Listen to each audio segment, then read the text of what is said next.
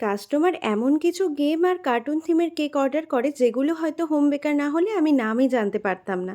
আমি একেবারেই গেম বা কার্টুন অ্যাডিক্টেড পার্সন নই, যেটা ভালো লাগে সেটা দেখি। যাই হোক, আজকের কেকটা অর্ডার এসেছিল জানো তো, 1.5 পাউন্ডে। ইনসাইড ছিল চকলেট ফ্লেভার, আর ওপরই কাস্টমার আমাকে একটা রেফারেন্স পিকচার সেন্ড করেছিল সেই টাইপের বানিয়ে দিতে। আমি সবসময় কাস্টমারকে বলে দিই যে কোনো কেকে আমরা 1920 বা 1820 কিন্তু ডিফারেন্স থাকবে, একেবারে অ্যাকিউরেট কোনো কেকই হবে না। তো সেইভাবেই বানালাম, আর কেকের ওপর এরকম ওরিও ছিল, সেগুলোও বসিয়ে দিলাম, আর একটা নজল দিয়ে একটু রসেট বানিয়ে নিলাম।